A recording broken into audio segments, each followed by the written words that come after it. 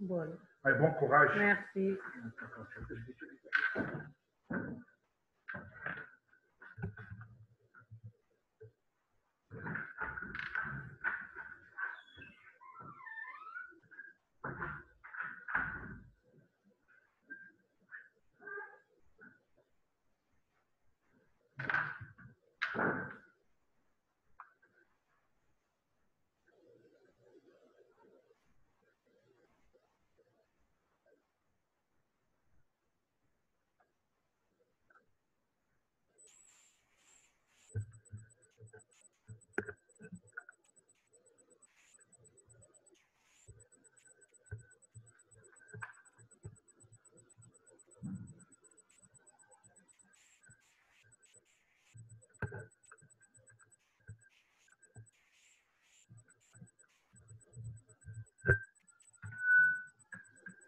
Allô?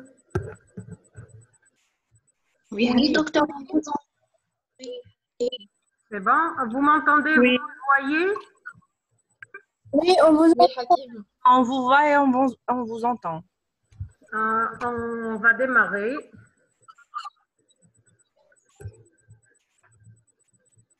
Bon. Vous voyez l'écran? Oui. D'accord. Oui, Hakima. Ok, très bien. On va faire la conférence du prélèvement et la transplantation d'organes. Et je vais vous présenter le cours en entier. Et à la fin, on va ouvrir le débat. D'accord? D'accord. Comme la dernière fois, n'hésitez pas à prendre note concernant les points ambigus, là où vous voulez vous voulez d'autres explications. Et à la fin, vous me posez vos questions.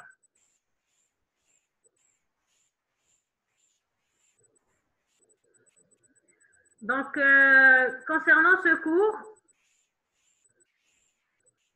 là, c'est un cours qui va parler des actualités concernant le prélèvement et la transplantation d'organes, d'accord? Par rapport à la nouvelle loi sanitaire. C'est un nouveau cours par rapport au cours précédent. D'accord, les étudiants? D'accord. Il concerne les nouveautés survenues dans la nouvelle loi sanitaire parue en 2018. Donc, il y a eu beaucoup de changements concernant la réglementation du prélèvement et la transplantation d'organes humains en Algérie. On va commencer. Bon.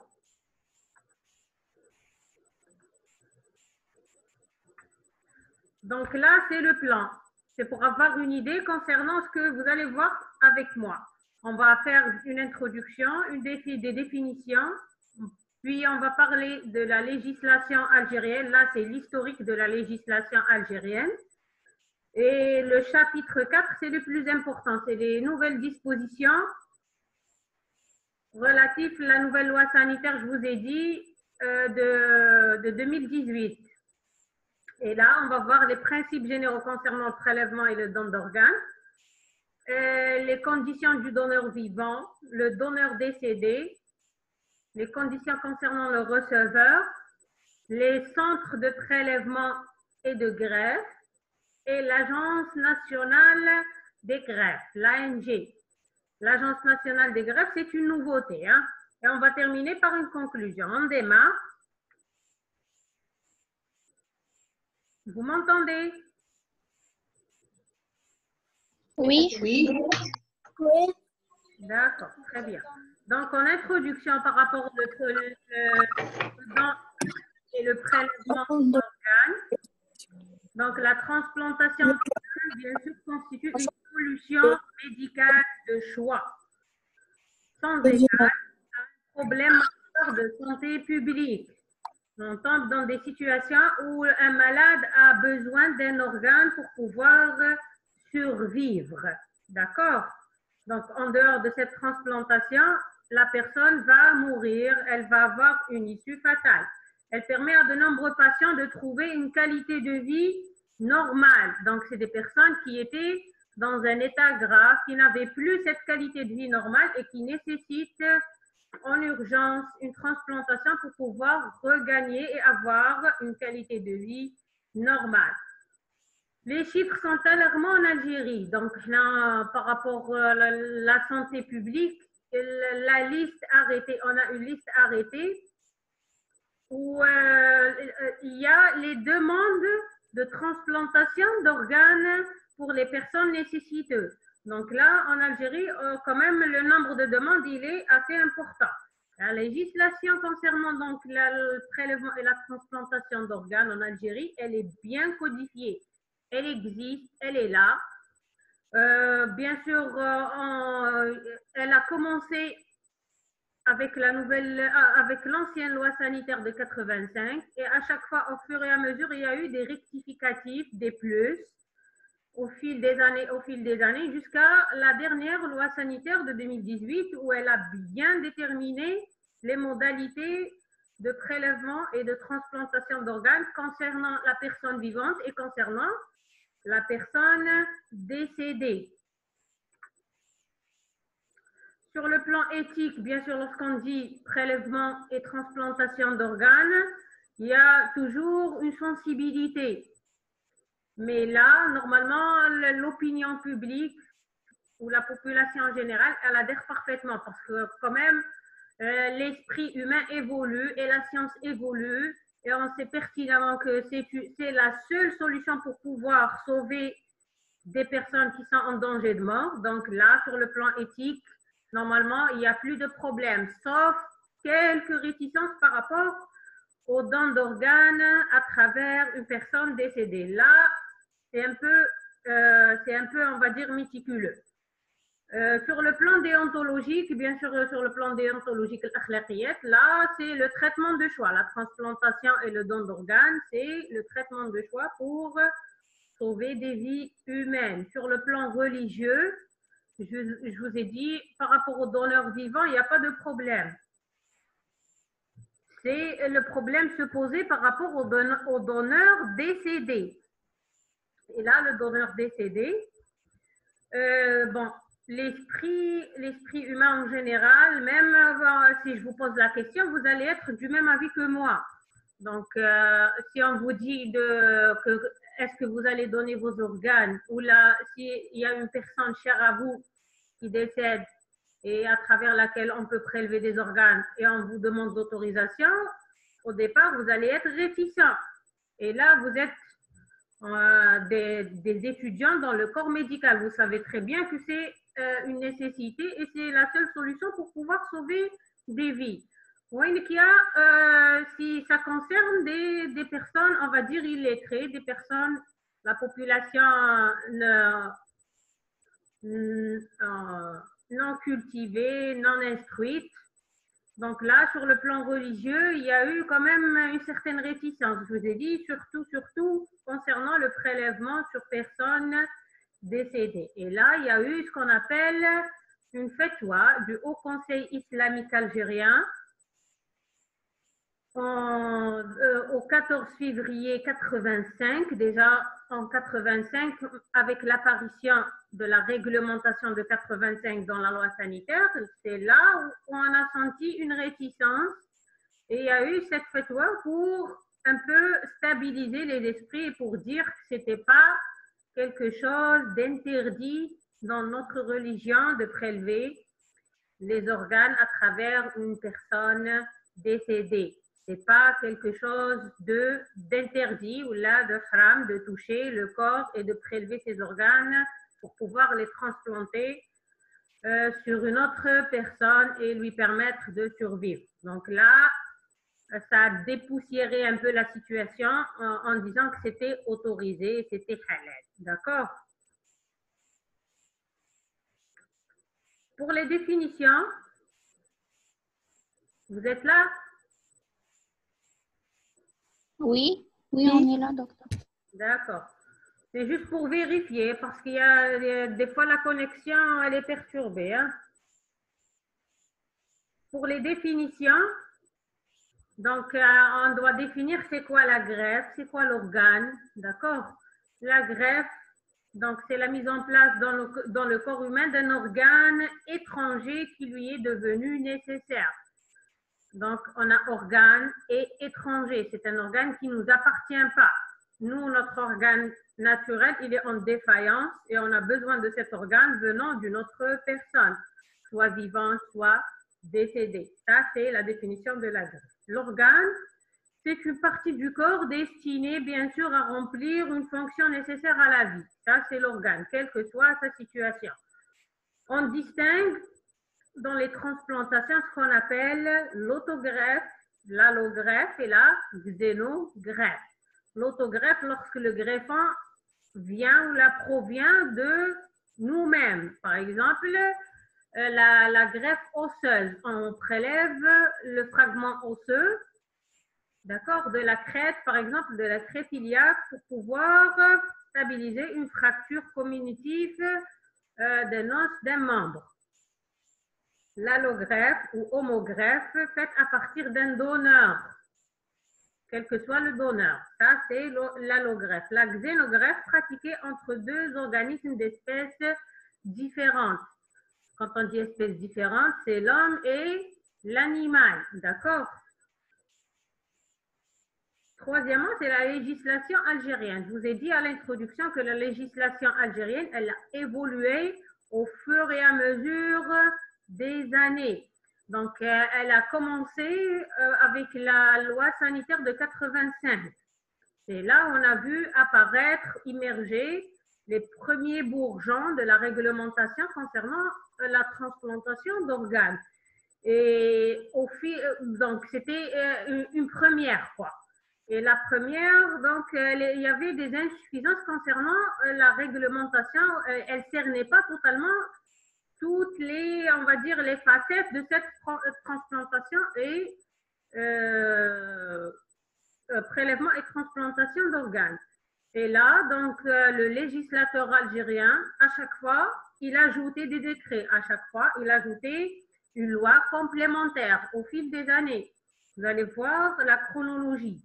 Jusqu'à ce qu'il y a eu la dernière loi sanitaire de 2018. Et là, on a une réglementation des articles bien déterminés, bien détaillés et qui cernait presque la majorité des détails concernant toutes les directions, les établissements, les équipes, les moyens, les conditions de prélèvement sur personnes vivantes, les conditions de prélèvement sur personnes décédées, les conditions concernant le receveur, les établissements où on va faire cette intervention et les équipes qui vont participer. C'est ce qu'on va voir tout à l'heure. Dans la chronologie de l'évolution de la législation algérienne, ça c'est un chapitre.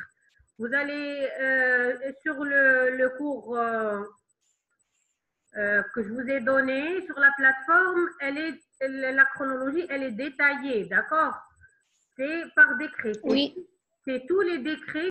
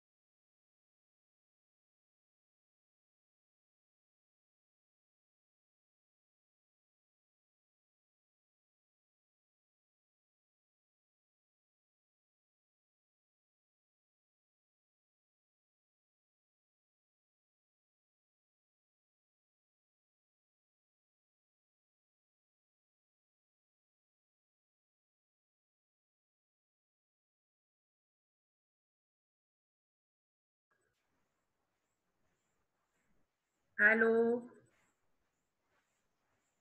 Oui, Hakima, on vous entend. Oui. Ça revient, c'est bon. C'est bon, c'est revenu?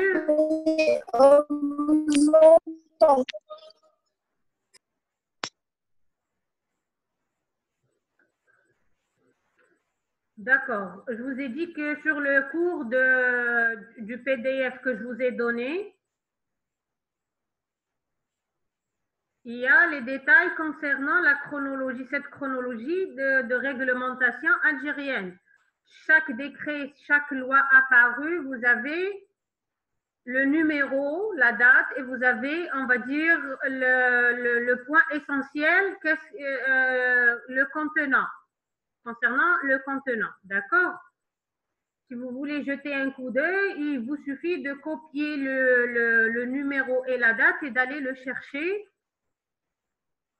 sur la plateforme de recherche, donc dans Google. D'accord? Allô? D'accord. D'accord, madame. Ok. Vous voyez très bien que la réglementation, elle a commencé de 85, je vous ai dit. C'était l'ancienne loi sanitaire. Et à chaque fois, il y a eu des lois additives et complémentaires. Vous avez la loi de 90, 2001, 2002, 2009, 2012, jusqu'à 2018, où vous avez l'apparition de la nouvelle loi sanitaire. Et là, dans cette nouvelle loi sanitaire, il faut la télécharger. Hein. Vous allez mettre loi sanitaire algérienne numéro 1811, tout ce qui est la phrase mise en rouge. Vous allez la copier et la mettre, je vous ai dit, dans le moteur de recherche et vous allez télécharger cette nouvelle loi sanitaire. Vous la gardez pour vous. D'accord? Et là, dans cette nouvelle loi sanitaire, le chapitre qui parle des prélèvements et de transplantation d'organes avec les nouvelles réglementations, il va de l'article 355 jusqu'à l'article 367. C'est là le chapitre qui est destiné et dédié au prélèvement et la transplantation d'organes qu'on va détailler maintenant. C'est bon? D'accord. D'accord, très bien. Donc, les dispositions de cette nouvelle loi sanitaire numéro 1811 du 2 juillet 2018. On va commencer par le grand A, c'est les principes généraux. Quand on dit principes généraux, ils s'appliquent sur le donneur, sur le receveur, sur quelle que soit la situation du donneur, donneur vivant ou donneur décédé. Donc, c'est les règles à appliquer d'une manière générale, quelle que soit la situation. Et là, donc, le premier principe, c'est que le prélèvement et la transplantation d'organes se fait strictement à fin thérapeutique ou de diagnostic. Avant, c'était à fin thérapeutique uniquement. Tout ce que vous voyez souligné avec un trait, d'accord? C'est les nouveautés, c'est les différences par rapport à l'ancienne loi. Je vous ai souligné les différences avec du noir, d'accord? Là, c'est l'article 355. Donc, le prélèvement et la transplantation ne doit pas être effectué en dehors de la fin thérapeutique ou de la fin diagnostique. La gratuité des dents, bien sûr. Donc là, notre loi algérienne, elle interdit la vente d'organes. Donc, c'est strictement gratuit. Le don doit être gratuit et la transplantation, l'acte lui-même doit être gratuit. Ni les établissements privés peuvent le faire, ni on peut vendre un organe. On ne peut pas vendre un rein si on a besoin d'argent et utiliser l'argent. Donc là, ça s'appelle le trafic d'organes. D'accord? Donc, et là, la gratuité des dons, c'est une règle universelle. Hein. Dans tous les pays, c'est gratuit, sauf bien sûr le trafic d'organes qui se fait de manière illégale. Troisième principe, c'est le strict respect des règles médicales. Là, c'est l'article 359. Quand on dit strict respect des règles médicales, les règles médicales sanitaires. Les règles médicales par rapport à quoi? Par rapport aux maladies infectieuses, par rapport aux maladies transmissibles. Donc, on doit assurer que l'organe qu'on va transplanter est sain et ne porte pas de maladie et de tare qui peut être transmise au receveur. Donc, on doit respecter les règles médicales de sécurité.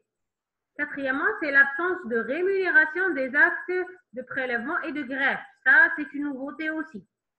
Donc là, l'équipe qui va pratiquer la greffe, que ce soit le prélèvement ou la transplantation, elle le fait de manière gratuite.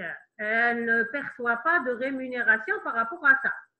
Donc, c'est une équipe médicale qui travaille à l'hôpital. Quand on dit qu'elle travaille à l'hôpital, elle perçoit un salaire. Donc, en dehors du salaire, elle ne va pas toucher une rémunération par rapport à l'acte en lui-même de prélèvement et de transplantation d'organes. Là, c'est l'article 367 de cette nouvelle loi sanitaire. Le grand B, c'est le donneur vivant. Quand on dit donneur vivant, donc, là aussi, le premier point, l'obligation de prise en charge du couple. Quand on dit couple, c'est le donneur et le receveur. Généralement, ils sont de la même famille. C'est des personnes qui se connaissent. D'accord? Donc, l'obligation de la prise en charge par rapport à l'état de santé. C'est l'article 359. Donc, par la structure de santé dont relève le receveur. Donc, quand on dit la prise en charge, bien sûr, elle va de la base. Donc, des examens initiaux, de l'examen médical, des prélèvements, de l'acte de la transplantation, du post-opératoire, tout ce qui concerne le processus de cette intervention, du prélèvement et de la transplantation, bien sûr, la prise en charge concernant le couple et le donneur et le receveur, bien sûr. Deuxième point, donc l'élargissement du cercle familial du donneur. C'est très important ici. Avant, dans la loi sanitaire de 85, les personnes pouvant donner un organe, c'était les membres de la famille, au max, le conjoint. Même les membres de la famille, c'était un cercle restreint. Dans cette nouvelle loi, donc là, on a élargi le cercle des donneurs potentiels. D'accord? C'est l'article 360. Le cercle est élargi par rapport à ce qu'on appelle, il a englobé le lien du sang et le lien d'alliance. Lien du sang et lien d'alliance. Quand on dit lien d'alliance, c'est le conjoint. Et là, dans le lien du sang, on a élargi aussi la liste potentielle. Père, mère, frère, sœur, fille, fils. On a ajouté fille et fils. On a ajouté grand-mère, grand-père, les oncles, les tantes, cousins et cousines germains, et neveux et nièces potentiellement. Vous voyez que le cercle familial est très élargi. Donc, avant, la loi de 85, c'était uniquement, on va dire, la petite famille. Père, mère, frère, sœur. D'accord? Et conjoint. Et là, le cercle familial en lui-même, il est élargi. Il est élargi au grand-père, grand-mère, les oncles, les tantes, voire les neveux et les nièces. Et à côté de ça, les liens d'alliance aussi ont été élargis. Donc, en plus du conjoint, on peut aller le conjoint du père, le conjoint de la mère du receveur.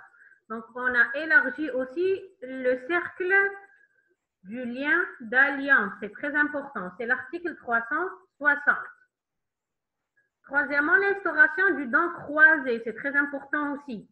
Donc là, si dans le cercle du lien familial et le lien d'alliance, on ne trouve pas quand même, avec l'élargissement, une personne qui est compatible avec le receveur, on peut admettre ce qu'on appelle le don croisé. Le don croisé, c'est une nouveauté et c'est très important. Quand on dit don croisé, donc elle est applicable d'abord lorsqu'il y a une incompatibilité immunologique entre bien sûr le donneur, entre le receveur et un des membres qu'on a dit, donc élargi du lien d'alliance et le lien de famille.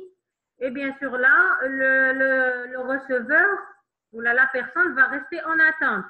Donc là, on doit chercher ce qu'on appelle le don croisé. Le don croisé, c'est avoir deux couples potentiels. Quand on dit deux couples potentiels, donneur-receveur, et qui ne sont pas de la même famille, ni ils ne sont pas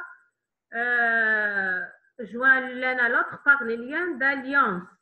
Donc, je suis un malade, d'accord, j'ai besoin d'une transplantation et j'ai un donneur potentiel, on va dire mon frère.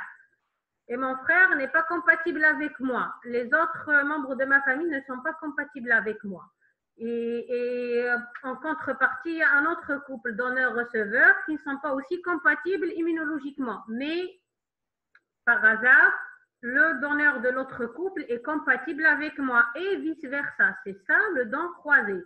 Je vous donne un organe à partir de mon donneur et vous me donnez un organe à partir de votre donneur. C'est deux couples de donneurs-receveurs qui ne se connaissent pas. Et là, l'anonymat est impératif. D'accord? Les deux couples ne doivent pas se connaître. Ça, c'est une nouveauté très importante par rapport à cette loi. Le consentement, bien sûr, on est dans le donneur vivant. Quand on dit donneur vivant, il doit consentir, d'abord il doit être d'accord pour donner son organe. Toujours, c'est l'article 360. Le consentement est établi si le prélèvement ne met pas, bien sûr, en danger la vie de ce donneur potentiel. On ne doit pas pouvoir le nuire, d'accord? Ensuite, le consentement est établi par le comité d'experts. Il y a ce qu'on appelle le comité d'experts dont les membres sont désignés par le ministère de la Santé par arrêté interministériel. Donc là, le comité d'experts, avant d'obtenir le consentement de ce donneur, il doit l'informer des risques encourus, des conséquences possibles du prélèvement et des résultats attendus de la greffe par rapport au receveur. Donc, il doit lui donner une explication simple, compréhensible, intelligible et loyale concernant les risques, les conditions et le devenir ultérieur de l'intervention du prélèvement. Il doit délivrer, quand on dit il doit, je parle toujours du comité d'experts. Il doit délivrer l'autorisation de prélèvement si consentement libre, éclairé et conforme aux conditions prévues par la présente loi. Donc, on a expliqué aux donneurs potentiels les risques de l'intervention avant et après. Le donneur, il est d'accord, donc il veut donner par exemple son rein. Donc là, le comité d'experts, il délivre l'autorisation du prélèvement. C'est lui qui délivre l'autorisation du prélèvement pour pouvoir effectuer l'acte. Le consentement libre et éclairé doit être exprimé et là aussi, c'est une nouveauté.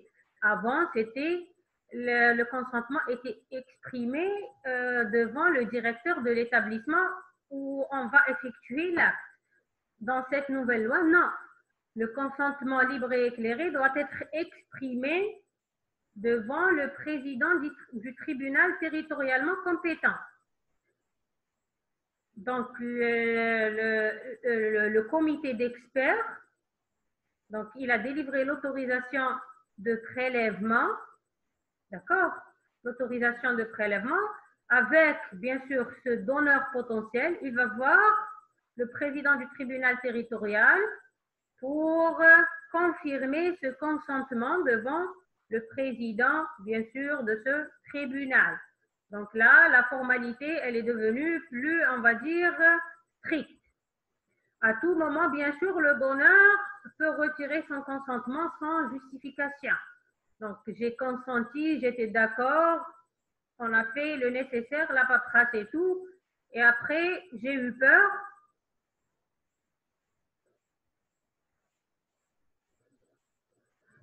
Donc, j'ai eu peur. Donc là,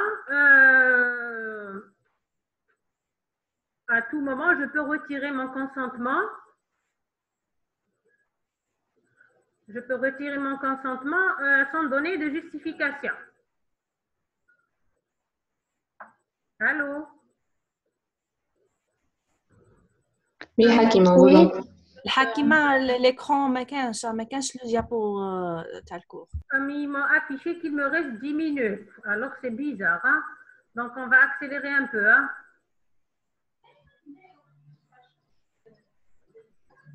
Là, c'est bon? Oui, c'est bon.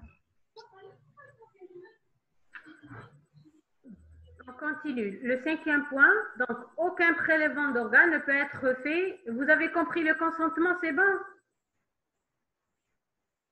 Oui. Oui. D'accord. Le 5e point, c'est concernant le prélèvement de moelle ou de cellules hématopoïétiques. Donc, aucun prélèvement d'organes ne peut être fait sur mineur ou incapable majeur, à l'exception du prélèvement de cellules souches hématopoïétiques au bénéfice, bien sûr, d'un frère ou une sœur, exceptionnellement cousin ou cousine. D'accord? Avec nécessité du consentement éclairé des parents ou là, le tuteur légal, parce que les parents ne sont pas là. D'accord? Parce que le prélèvement sur mineur ou l'incapable majeur, il est interdit. On ne peut pas le faire. Par exemple, un rein ou là, un autre organe. Sauf pour les cellules hématopoïétiques, bien sûr, concernant le frère ou la sœur. C'est l'article 361. Le grand C, c'est le donneur décédé. On a terminé le donneur vivant avec les nouveautés parues avec cette nouvelle loi. Le donneur décédé, donc c'est un cadavre qui est en état de mort encéphalique. On va voir les critères. Et donc, c'est un cadavre qui est potentiellement compatible pour prélèvement d'organes. Donc, l'anonymat est obligatoire. Là, l'identité du cadavre ne doit pas être dévoilée. C'est l'article 363. Le constat de décès, donc je vous ai dit, c'est un cadavre ou un corps en état de mort encéphalique. C'est l'article 362. La mort encéphalique, donc on doit rédiger ce qu'on appelle le constat de décès. Les critères de cette mort encéphalique sont établis et détaillés. Ils sont en nombre de 4 critères dans l'arrêté ministériel numéro 34 du 19/11/2002. Là, c'est là où on a donné les 4 critères du commun dépassé. Là, la mort encéphalique, qui sont, premièrement, l'absence totale de conscience et d'activité motrice spontanée. Deuxièmement, une abolition de tous les réflexes du tronc cérébral. Troisièmement, une absence totale de ventilation spontanée. Donc, c'est un cadavre qui est gardé par ventilation artificielle. Et 2, EEG, nul et A réactif. Là, nul et A réactif, ça témoigne de la mort cérébrale. Hein? Ce n'est pas un EEG plat. Il y a une différence entre EEG nul et EEG plat. D'accord? Et A réactif. Là, c'est un EEG de la mort cérébrale. Donc, c'est un cadavre en état de mort cérébrale. Si on le débranche, il va terminer, on va dire, le processus de la mort et on va l'enterrer. Donc là, c'est un cadavre qui est potentiellement compatible avec le don d'organes. Le médecin ayant constaté et certifié la mort du donneur ne doit pas faire partie de l'équipe qui effectue, bien sûr, la transplantation d'organes. Si j'atteste, moi, le décès, je ne dois pas faire partie de l'équipe qui va faire l'intervention parce qu'on doit garder l'anonymat. Je ne dois pas connaître l'identité du cadavre que je vais prélever les organes dessus. D'accord? C'est l'article 363. Il y a interdiction de prélever si entrave d'une autopsie médico-légale. Si le cadavre pose un problème médico-légal, c'est-à-dire l'indication d'autopsie est posée, quand on dit indication d'autopsie est posée, donc c'est un cadavre suspect d'être, par exemple, tué ou la victime d'une agression physique ou la victime d'une scène de crime. Donc là, c'est un cadavre qui pose un obstacle médico-légal et donc là, ce n'est pas un potentiel donneur. Même dans le constat de décès, on va mettre obstacle médico-légal. On ne peut pas le toucher. Le consentement aussi, là, c'est un donneur décédé. donneur décédé, le consentement, c'est par rapport, on va voir les membres de la famille avant. Donc là, c'est l'article 362. Le consentement de la personne de sang vivant. Si pas de refus du donneur de sang vivant exprimé par son inscription dans le registre des refus. Ça aussi, c'est une nouveauté. Le registre des refus. D'accord? Là, maintenant, il existe ce registre de refus. Il est au niveau de l'Agence nationale des greffes. Si on est catégoriquement sûr qu'on ne peut pas, ou là, on peut pas et on ne veut pas donner nos organes, on va s'inscrire sur ce registre. Donc là, avant de toucher le cadavre, on doit voir au niveau de l'Agence nationale des greffes si cette liste ou ce registre de refus, le cadavre potentiel n'existe pas dans cette liste, d'accord, tenue par l'Agence nationale des greffes, l'ANG, qui doit être consulté par l'équipe médicale chargée du prélèvement, bien sûr, avant de toucher le corps. Après, absence d'opposition des membres adultes de la famille du défunt. On a consulté le registre. Il n'y a pas de mention que cette personne ne veut pas être prélevée. C'est bon. La deuxième phase à faire, c'est d'aller consulter les membres de sa famille si notre cadavre est identifié. Les membres de sa famille, bien sûr, les plus aînés. Père, mère, conjoint, enfant, frère, sœur. Donc, si on trouve le père, on ne voit pas la mère. Si on trouve la mère, on ne voit pas le conjoint. S'il n'y a pas de père et mère, on peut voir les enfants, ou là, le conjoint, ou là, la sœur, le frère. D'accord? Ou le représentant légal, si c'est un incapable majeur. Si c'est un cadavre non identifié, bien sûr, c'est les autorités judiciaires qui vont trancher. Les membres de la famille vont être informés des prélèvements effectués. Ils doivent être informés des prélèvements effectués. D'accord? S'ils nous disent, OK, on est pour le prélèvement, on va effectuer le prélèvement sur cette personne décédée. Et à la fin de l'intervention, on va leur informer parce qu'on doit leur remettre le cadavre à la fin pour pouvoir l'inhumer. Et là, avant, on doit leur expliquer qu'on a prélevé tel ou tel organe. Nahina le rein, nahina le foie, nahina. Bien sûr, on ne doit pas donner l'identité des personnes qui ont reçu ces organes.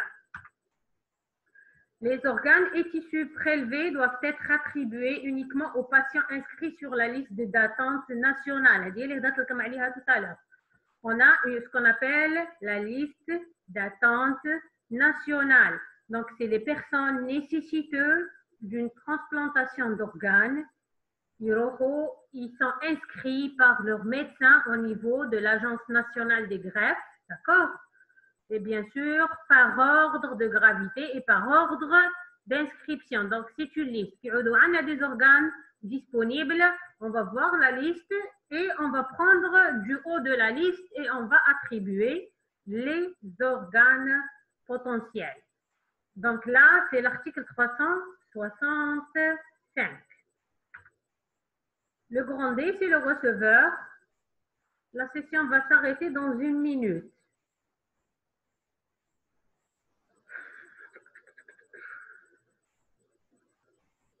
Allô?